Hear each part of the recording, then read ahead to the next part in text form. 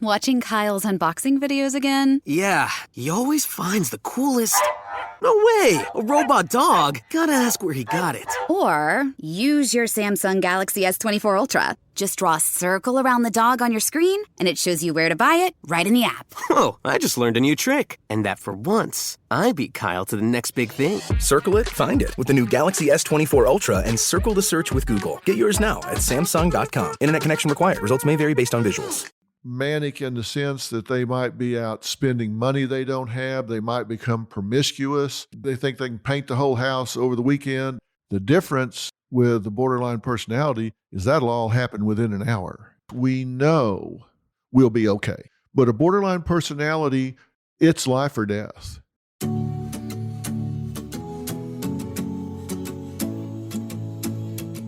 Well, hello, everyone. It's Dr. Phil. You're back to Fill in the Blanks, and we are moving on from narcissism. We are in the Toxic Personalities in the Real World series, and I'm really wanting to have a conversation with you. I'm not wanting to talk at you. I'm not wanting to do a presentation so much as I guess I'm wanting to kind of be, your friend at the factory, I suppose.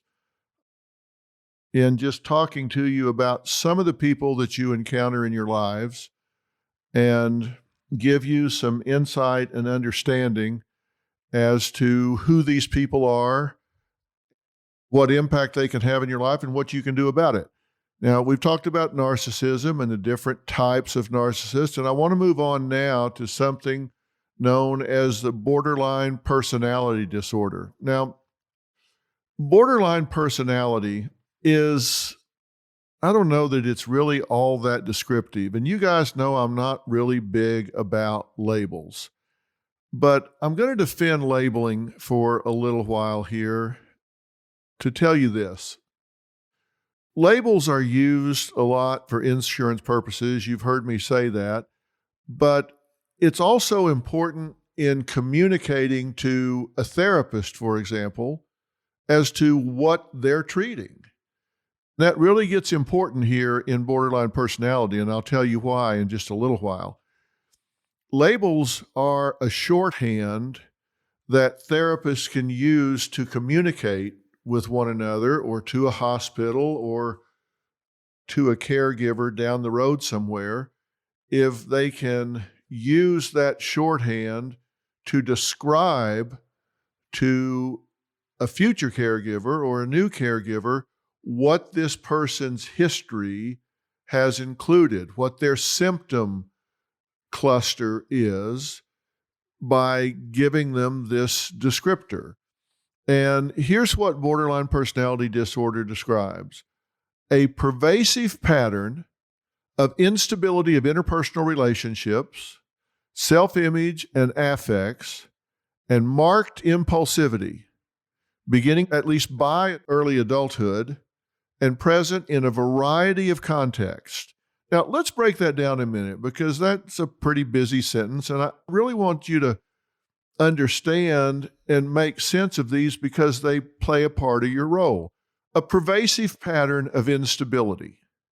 Okay, now that means that this isn't just somebody that has a bad day or they have a bad week or things have gone poorly at work or whatever. This is a pervasive pattern. That means it's going to be there with this person week in and week out, month in and month out. It pervades their life. If you were going to describe them across time, you would say there is a pattern of instability. They're unstable. And where? Well, in interpersonal relationships.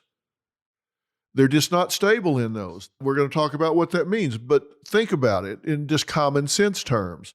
Instability in interpersonal relationships. What's that mean? Well, they run hot, they run cold. They're happy, then they're sad, then they're mad, then they're glad. They just up and down, emotional roller coaster in their interpersonal relationships. And this isn't just intimate relationships, romantic relationships. It can be everything. It can be with their brother or their sister, their mother or their father, their lovers, their coworkers, anyone that they have a relationship with. It can be marked by instability, up and down, up and down.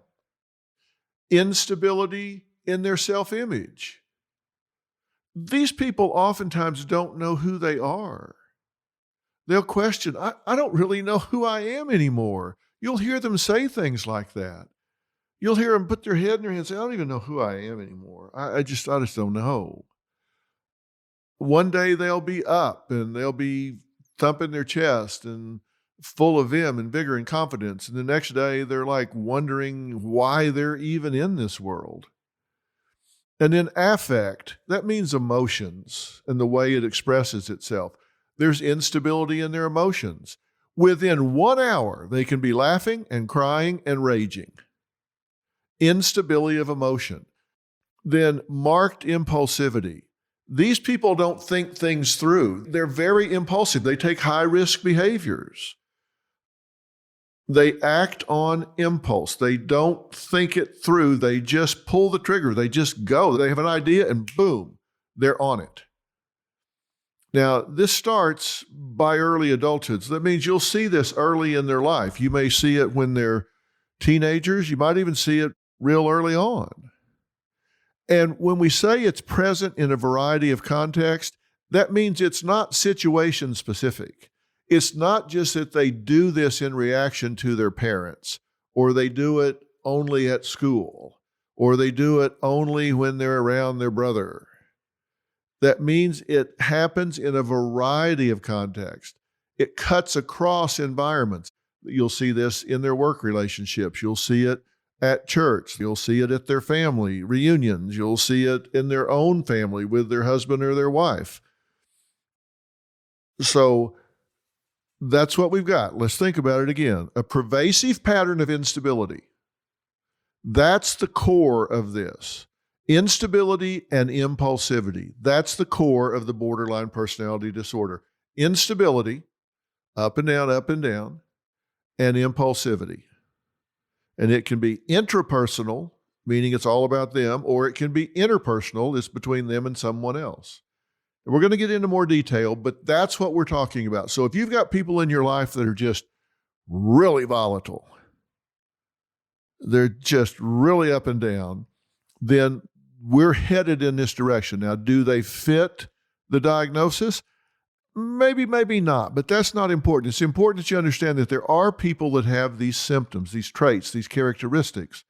And if they cluster together and they are pervasive, meaning they're around a lot, then this is what you might be dealing with. And we're going to talk about strategies for handling that. Now, how often does this occur? Well, these kinds of things are often way underdiagnosed because these people don't often present for treatment.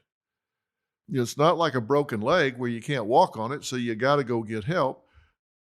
But estimates are that there are at least 18 million people in the world that have this pattern of behaviors. 18 million people. That's quite a lot. Now, Dr. Linehan is a real expert in borderline personalities. And I don't consider myself to be a vertically developed expert in borderline personality. And what I mean by vertically developed is there are some people within a profession like psychology who devote their entire career to one disorder or one group of people. And so that's all they do. They do research about that. They develop treatments about that. They work only with that population. That's what we mean by vertically developed. Doesn't mean they don't know other things, but thank God we have people that devote so much of their time, effort, energy, and career to a particular group of people or particular diagnosis. And Dr. Linehan is a real expert when it comes to borderline personality. And she makes this observation. She says borderline personality disorder is by far the most stigmatized disorder of all. In fact, she says if you wind up in the emergency room for any reason, do not tell them that you have been diagnosed with borderline personality disorder because they're going to go, oh, okay, we've got a nutball here. We don't want to deal with this person. They're going to be more trouble than they're worth, so let's just not deal with them. big stigma associated with borderline personality disorder. Let me tell you why I want to say that. Think about what we've just described. These people have a high degree of instability, a high degree of impulsivity, problems with their self-image, and they're emotionally very volatile. What do you think it must be like for those people? Now, I know what they're like to live with. They can be a real pain. But think about what it must be like for them. This is not fun for these people. They don't do this because it's cool. They don't do it to entertain themselves. So I'm saying that if you have someone in your life like this, try to have some compassion. Try to approach these people with a degree of understanding, because this is not fun for them. They don't like this. Now, a lot of personality disorders, they tend to think, hey, this is working for me, so why would I fix what ain't broke? They don't see the downside to it. However, a lot of personality disorders create a lot of pain for the person, and I think borderline personality is one of those disorders. I think these people experience a lot of pain, a lot of anguish, a lot of real discomfort in their lives. And as I get into the 9 traits, characteristics, or symptoms of the borderline personality, you're going to understand what I mean about that. I'm Katie Maloney, I'm 37, a divorcee, and I'm out here falling in love every day with myself. And I'm Dana Cathan, 33, former needy mess, and delusional Leo, but I've never been happier. Never been happier. You know that. Good. The foundation of this podcast is for people who want to live their life unapologetically. It's a safe space for anyone who's going through a transition in their life or just dealing with the regular bullshit. It's a religion. We're not saying that we're looking to start a coven, but that might be why we started this podcast. But we're not saying that. Join our cult. Community. The coven. Religion. Okay, let's just stick with community. Listen to the podcast. Listen to the podcast. If you look at most of the people that write about this, and I'm not just talking about the DSM, which is the Diagnostic and Statistic Manual of the American Psychiatric Association, but most people that work with borderline personalities, most people that have experience with them, they'll tell you, if they were just going to describe them, not in big words, but just, here's my experience of them, they would tell you that there's instability in their relationships, that they can't get a good relationship to stick, that they're real volatile in their moods, they have problems modulating their behavior, they have issues with their identity or their sense of self, and they have a profound fear of abandonment. They just have a chronic fear of being left. And they have a huge reaction. They're hyper-reactive to almost anything that triggers one of these areas. Now, you may be thinking, wow, when Dr. Phil was talking about narcissism, he cautioned us about kind of absorbing all of the descriptors and thinking that we're that way. Remember I talked about being a freshman in college and going through Psychology 101, and every disorder you studied about, you thought, oh my gosh, that's me. Every disease that you talked about in biology is like, oh my God, I've got it. We're all pretty suggestible when we're learning about something kind of new and scary. Look, we all have insecurities. So when you talk about instability in relationship and mood, you're going, well, look, I'm not just totally secure. I have insecurities. Am I borderline? We're talking about a matter of degree. You remember me telling you that all behavior is on a continuum? Well, that's true. And of course we all have some insecurities. But if somebody leaves us, if we're in a relationship and we break up, even if we get a divorce, most of us know we'll be okay. I'm not saying it's not going to hurt. because it does, and we may cry for a while. We may even be really down in the dumps, even for a matter of weeks or a month or something. But in our heart of hearts, we know we'll be okay. But a borderline personality, it's life or death. It's life or death. We may want somebody to be in our lives, but we don't need them to be in our lives. It might be good if they were, but we don't have to have them to survive, and we know that. Borderline personality disorders are so hyperreactive and so dramatic that they just feel like, oh my God, if I don't have them, I'll just die here. I can't make it. So what's unique about this personality disorder out of all of the others? There are 10 personality disorders described in the DSM, the Diagnostic and Statistic Manual. There's 3 clusters, but there are 10 personality disorders.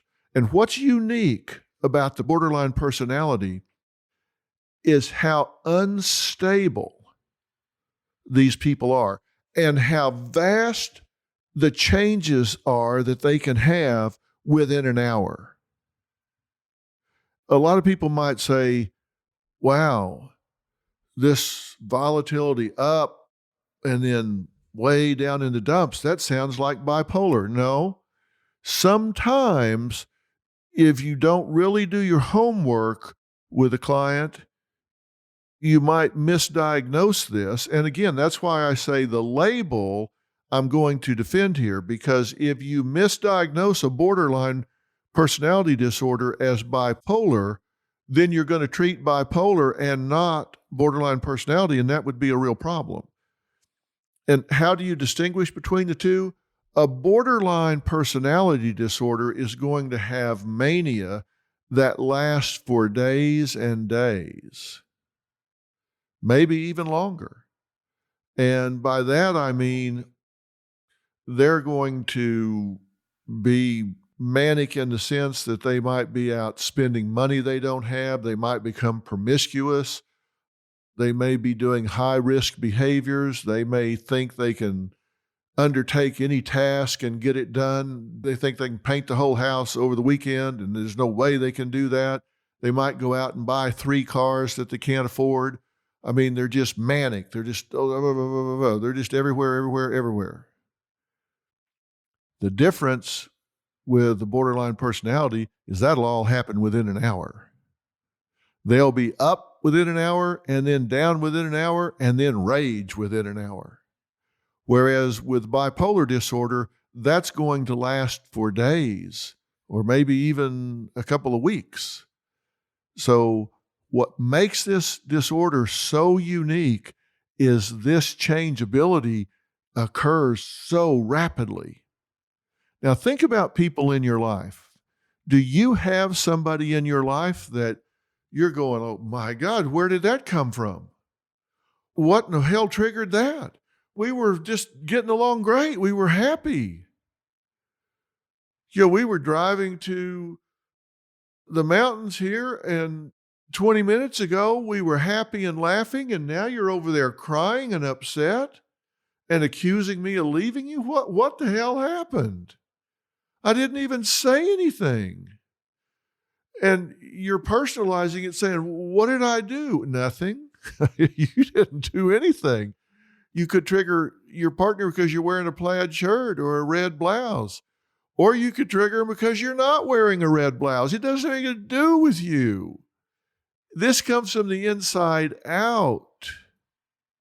So if you're in a relationship with somebody and you've been racking your brain saying, what the hell? We seem to be doing this fine, and then all of a sudden, boom, they just do a 180 on me. You could very well be dealing with a borderline personality. And I want you to know that so you can go, okay, I get it. It isn't just me. I'm not alone here. This happens. There are 18 million people in the world that do this. And yes, I'm asking you to have compassion for these people, because as frustrating as they are for you, as much as they drive you to the end, as much as they get on your, quote, last nerve, as my grandmother used to say, it's miserable for them. Think how they must feel with this going on. And one thing you need to be aware of is you could be dealing with somebody that has both borderline personality disorder and bipolar. They might have this very unique volatility that happens really fast within an hour or a day. And they might also be bipolar, where they have this mania that stretches out across days, followed by a period of depression. And that makes it really difficult, both to diagnose if you're a caregiver or living with someone like that. So borderline personality is often coexisting with other disorders like anxiety or depression or bipolar. So these people can present real problems for you to deal with. But there are 9 characteristics that kind of identify these people. And you can call them characteristics, traits, symptoms, whatever you want to call them. But there are 9 descriptors that are at the heart of the borderline personality disorder. Now, you don't have to have all 9 to get this diagnosis. You just have to have 5 out of the 9. Just 5 out of the 9, but I'm going to tell you about all 9. Number 1, fear of abandonment. Either real or imagined, these people have fear of abandonment. They're going to overreact to anything that they believe to be a threat to you leaving them.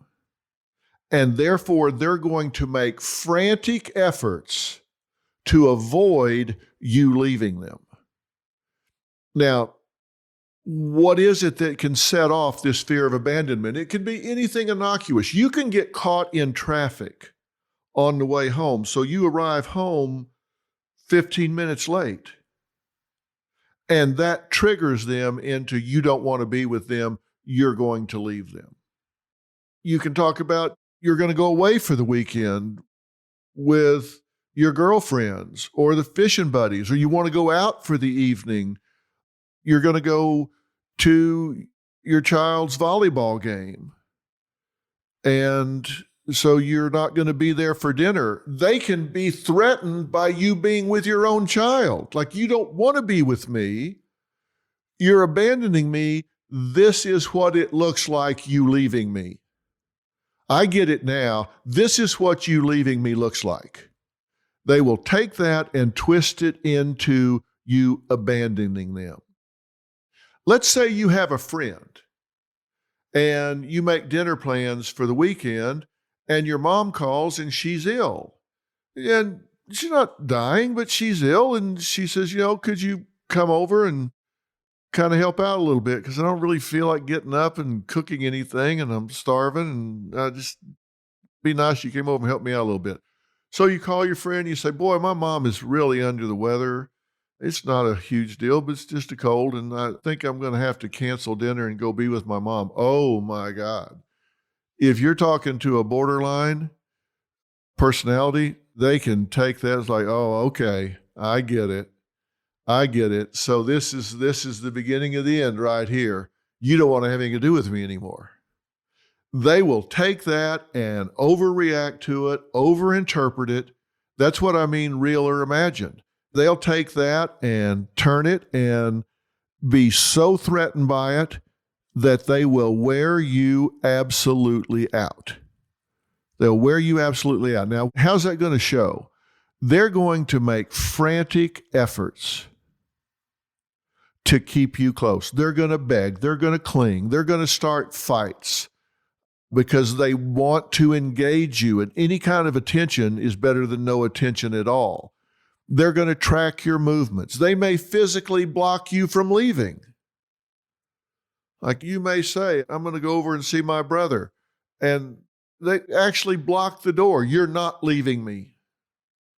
Whoa. No, what do you mean I'm not leaving you? I'm just going over to see my brother. Now, all of this overreactive behavior, you've all heard the old saw, what I fear I create. Unfortunately, this hyperreactive behavior, this clinginess, this demanding, this begging, this frantic hanging on often has the opposite effect of driving the person away. So they do create what they fear. And this can happen in all relationships. It can happen at work. It can happen with intimate relationships. Number 2 is the pattern of unstable relationships. Now, you heard me say this before. Intense and short-lived. These people have a lot of relationships because when they get in them, boy, they are all in. They fall in love right away. They want to be your best friend right away. They want to spend all of their time with you right away. They wanted to consume you right away. They want to be your focus of attention right away. So they fall in love real quick. Each person is the one. Oh, I met the one last night. Oh, she is it. She is the one. He is the one. The one that will make you feel whole. Only to be quickly disappointed because nobody is going to be able to meet all of their needs because they can't be met. So they're going to be quickly disappointed. They live in the extremes. And when people live in the extremes, they make wild swings. So they're either perfect or horrible. That person is either up on a pedestal or they're down in the dumps. And trust me, a borderline personality, when they get in, they're going to love bomb you. They're going to put you up on a pedestal. They're going to worship you. And trust me, that is a long way to fall, and fall you will. Because very soon they're going to decide you are abandoning them because number 1 was fear of abandonment. They're going to put you on a pedestal. They're going to worship you. You're going to be the answer to all their needs, all their problems. Finally, they've met their Savior. And the first time you're 5 minutes late, off that pedestal you come tumbling. How could you do this to me? How could you let me down this way? How could you betray me and mislead me this way? You made me love you. You made me believe in you. And now you do this to me. Lovers, friends, family members, they're going to feel like they're on an emotional roller coaster with these people. Rapid mood swings from idealization to devaluation, anger, and then it's hate. Remember I said in the extremes,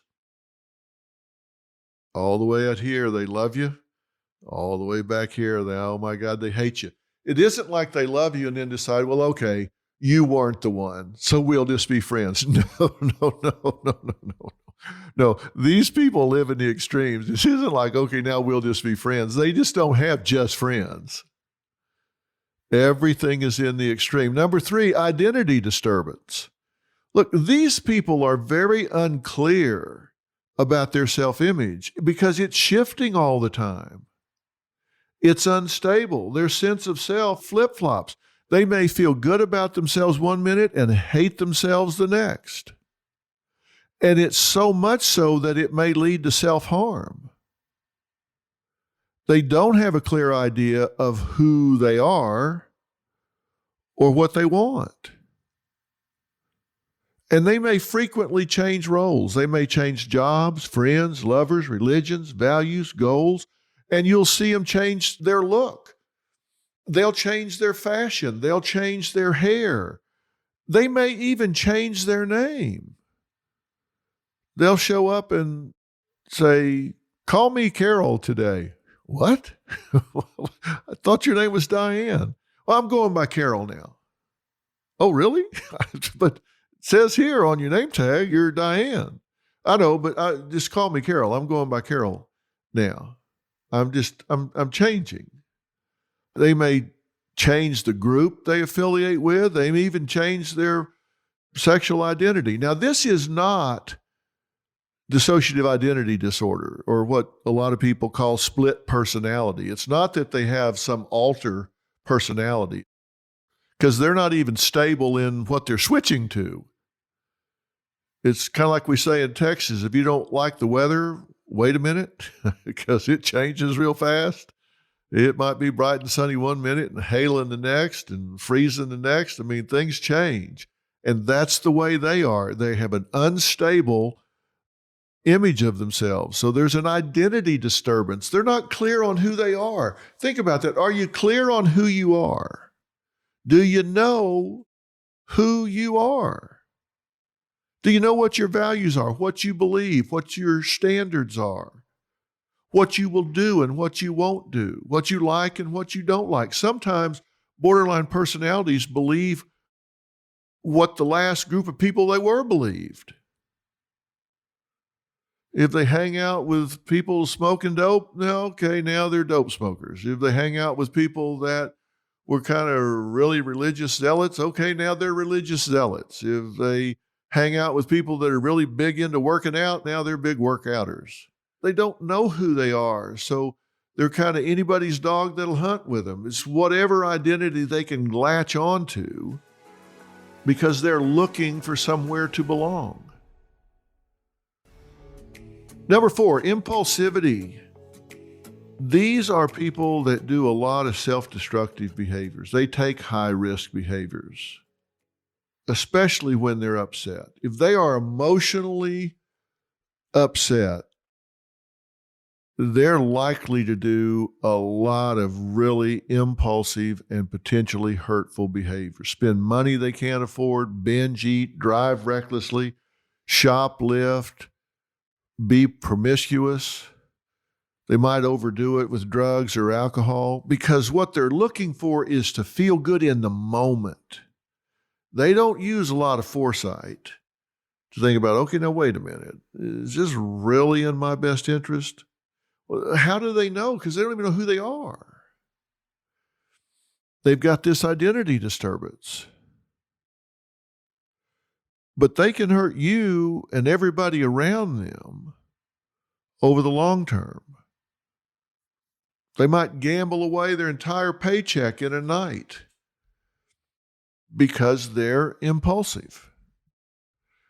Now, these people also have a recurrent tendency to self-harm. This can mean cutting, burning, suicidal ideation, suicidal gestures, even suicidal attempts. That's because they're so frustrated because they don't know where they fit. They don't know where they belong. They feel alienated from the world. It's kind of an existential crisis with them all the time because they don't know where they belong. Now, I talked about instability of relationships. Now I want to talk about extreme emotional instability. That's number 6. One moment, they may feel happy, the next, despondent, and then rage. And little things send them into a tailspin. And when I say tailspin, I'm talking about intense. When they have an emotional switch, it goes to the extreme. Remember, I said they live in the extremes. They love you or hate you. You're wonderful or horrible. And that's it with the emotional instability. Little things can put them into an emotional tailspin. Up and down is really what they experience versus depression or mania from bipolar. This can happen in just minutes or hours. Because of this instability, they're going to overreact and everything is going to be very dramatic. There's hyper-reactivity. You might say something that hurts their feelings and, oh my gosh. They don't just get their feelings hurt. They are wounded. It's the worst thing they've ever heard. Can't believe you said that to me. They're crushed. Number 7, chronic feelings of emptiness. These are people that are marked by a feeling of a big void. in their life. And you'll hear them talk about it. You'll hear them talk about, oh my God, it's as if they're nothing or nobody. They just don't know what's the point. Why am I even doing this? And they might try to fill that void with things like drugs or food or sex, just anything. They're looking for anything that makes them feel not so empty. And of course, nothing works because that's not the issue. The issue is that's how they feel. It's not what is, it's how they feel. Now, here's one of the big problems. Number 8, explosive anger. And they have real trouble controlling it once that fuse is lit. Focus on the word explosive anger. Look, everybody gets upset. Everybody gets angry. They get a little mad at the partner or a friend. That's not what I'm talking about. I'm talking about explosive anger. You can be walking down the mall because you headed to a movie with your friend who's a borderline personality, and boom, it is like a bomb went off. You might say something, you might not have said something, and they start yelling, throwing things, or becoming completely consumed by rage, where they don't even know what they're doing. And this might be directed towards you or someone else in their life, or it could be directed inward. Sometimes that rage is towards themselves. But the borderline personality disorder is marked by explosive rage. Explosive rage. Now, number 9, and this is one of those really busy sentences. So I'm going to break this down, but I'm taking this kind of out of the DSM. Transient, stress-related paranoid ideation or severe dissociative symptoms, suspicious or out of touch with reality. Paranoid or suspicious thoughts about others' motives. When under stress, they may even lose touch with reality or have an experience known as dissociation. They might report feeling foggy, spaced out, or as if they're outside of their own body. Now, let's break this down for a second.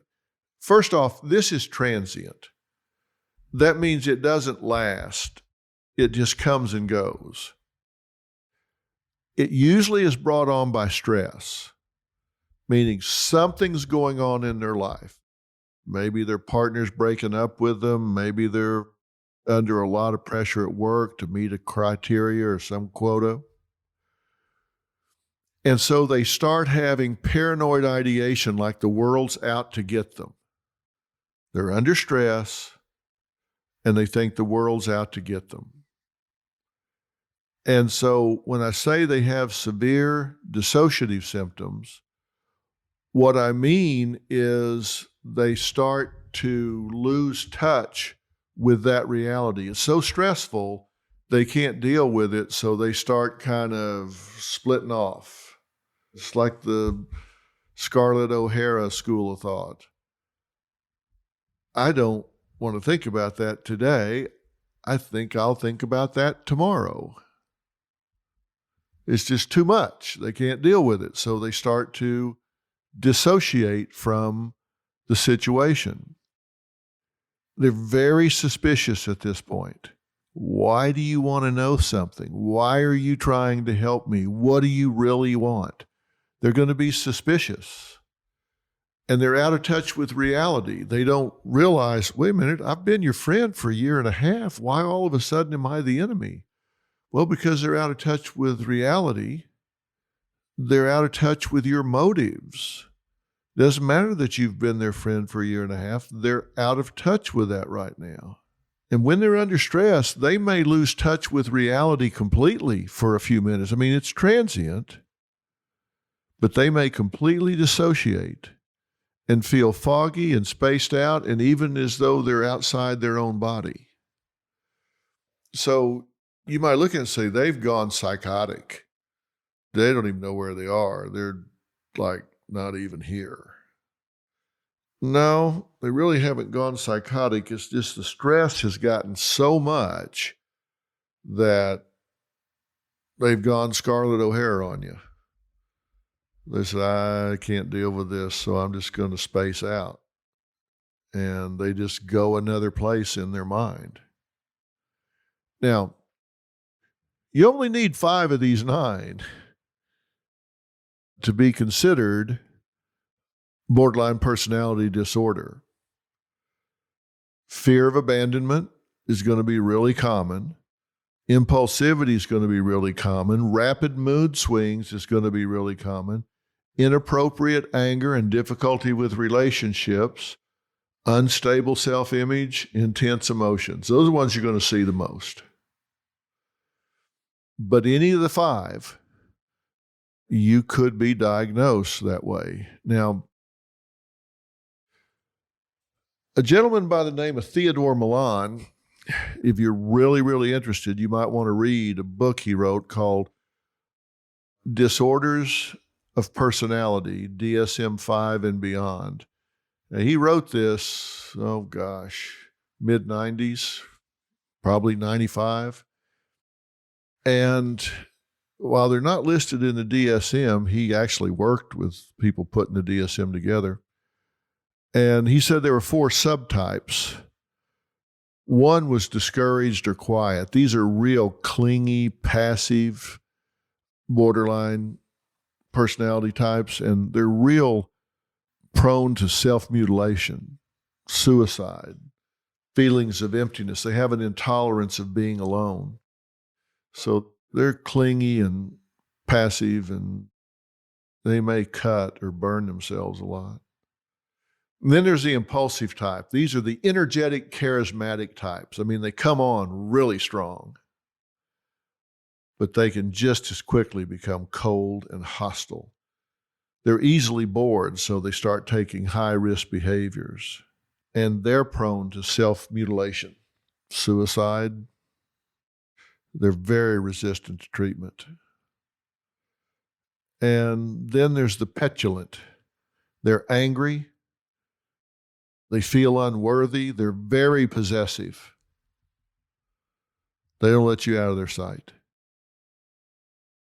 This is where you see a lot of eating disorders, a lot of drug addiction.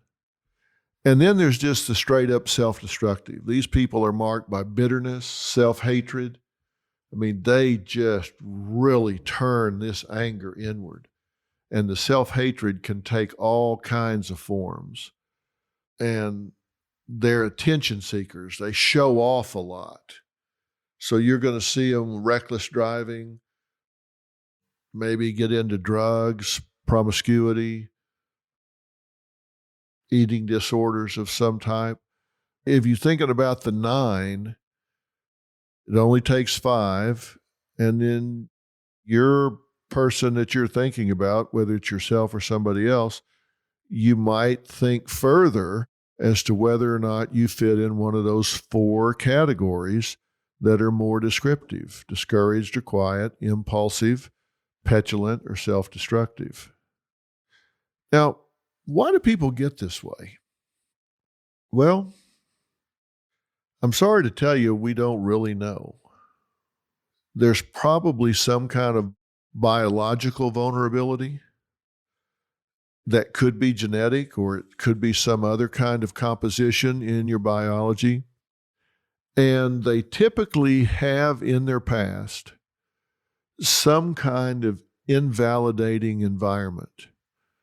Somewhere along the line, they've been abused, beaten, molested, where who they thought they were or who they wanted to be or become has been taken away from them.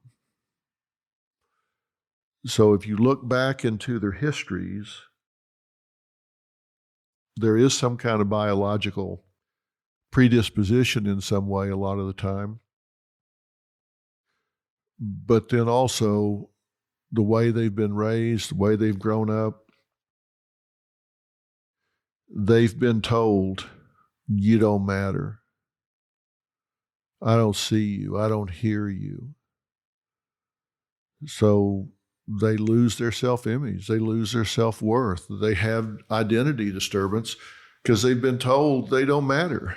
They're just not on the priority list. It just doesn't matter.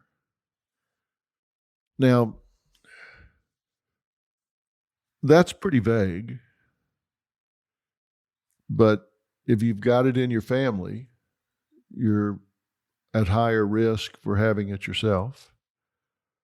And if you've been through an environment that didn't teach you to value yourself, and in fact taught you not to value yourself, then you're probably more likely to experience this than anyone else. So is it treatable? Well, some research says that as high as 84% of the people with borderline personality disorder respond positively to treatment. I'm not saying that they cure it or they completely get over it, but they do respond positively to treatment. So there is hope. And there is a particular treatment that we'll talk about in the future called dialectical behavior therapy. It's an evidence-based therapy that's been shown to create good results with these people, more so than a lot of other things. And we'll talk about that in the future. Now, if you're living with one of these people, there are a lot of do's and don'ts. There are a lot of strategies that you can have. And that's what we're going to talk about next time is, okay, if I have spotted one of these people, okay, Dr. Phil, you finally put a name to it. You've identified for me what it is I'm dealing with here, because I've been wondering, what the hell? This person, it seems like no matter what I do, it just doesn't matter. They just go off. Well, now you may know why. They may be borderline personality. And if that's true, how are you ever going to get them to treatment? Well, let me give you one clue in closing here. You want to talk to people about what they deserve, not what they need. People don't like it when you step up to them and say, you know what you need to do? You need to get some help. You need to go see a therapist. You need to get somebody that will sit down and help you work this out. That sounds very judgmental. And for a borderline personality disorder, it sounds like a way to abandon them. It sounds judgmental, and it's likely to trigger resistance and rage, but it sure as hell sounds like, get away from me, you're sick, you're broken, you're wounded. And they're going to turn that into something that plays right into their fear of abandonment, and it's going to further complicate their disrupted identity. If, on the other hand, you approach them by saying, I notice that you're anxious a lot, or I notice that you really seem to be depressed and unhappy. And I just want to tell you, I love you and I think you deserve to get that out of your life. I think you deserve better than that. And I think you deserve to give yourself whatever it takes for that to not be part of your life anymore. I just know you and I think you deserve it. So, let's talk about what can be done. What do you deserve? Now, does that mean they're going to run and jump into a dialectical behavior therapist arms? Not necessarily, but you're going to have a lot better success talking to them about what they deserve instead of judgmentally telling them what they need. And even if you're not doing it judgmentally, there's a good chance that's how they're going to hear it. So I'm just saying, take out the word need from your vocabulary and put in the word deserve, and see if you maybe get less pushback that way. See if you come across less judgmental and less preachy. I don't know. Maybe you will. Maybe it'll be more successful for you. Okay. Now, we've been talking about borderline personality. And as I say, I'm telling you all of this because I want you to recognize what you're dealing with. 50% of the solution to any problem lies in defining it. And I think if you know why you are the way you are, or why somebody else is the way they are, it's much easier to deal with it. Maybe I'm describing someone in your life here. Maybe I'm describing you. And if I'm describing you, don't stigmatize yourself. There's nothing to be ashamed of here. I mean, this is a tough situation, and you deserve, I've just told you my strategy, and now I'm doing it with you. You deserve to have some help with it. And you know, the reason that works is because it's true. I've been fighting stigma in mental illness for 45 years.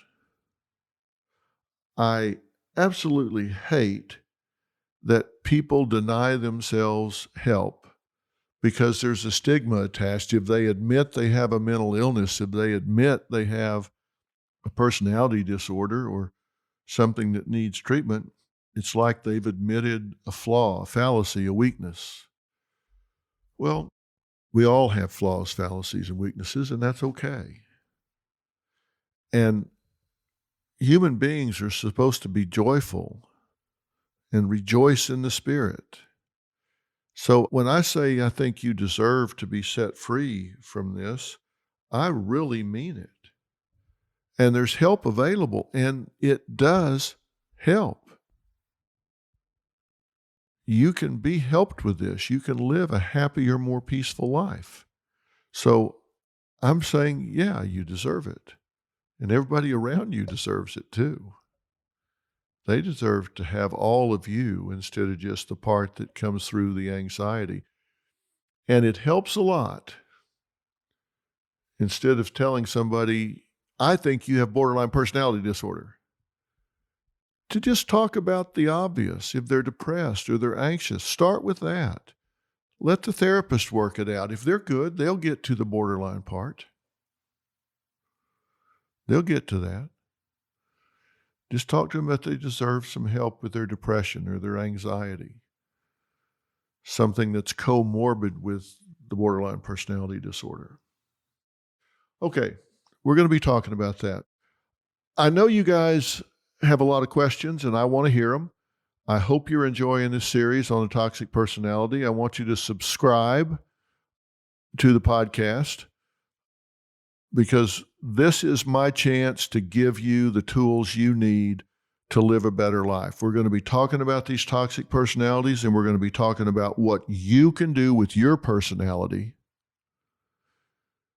to become more effective in your life. I want to be available to you personally. I want to answer the questions that I know you have. And so if you'll let me know what they are, I will address them. Whether it's parenting or motivation or how to get ahead or how to manage these people in your life, you write those questions and that will guide what I talk about. I'm just doing this because you guys are asking me to do it. And I'll do it as long as you're asking me to do it. You sent in a lot of questions this last time, and I'm going to get to them next time. Some of your questions: how do I leave somebody with personality disorder? Do people with personality disorder ever apologize? What do people with this disorder not see in themselves that other people can easily see? Do borderline personality people know what they're doing and when they're being mean? All of these things that you're asking, I'm going to answer those things. Send me your other questions. All right. Be sure and subscribe to the podcast and click the notifications bell on there so you'll get a signal whenever I post up something new. Right now, I'm doing it every week, dropping them on Tuesday. I encourage you to listen more than once if you need to. Take some notes, write down some things that are important, and we'll continue. You're pretty much experts on narcissism now. We'll add this, and then we'll keep moving along. I'm Dr. Phil, and I'll see you next time. So long. Be healthy.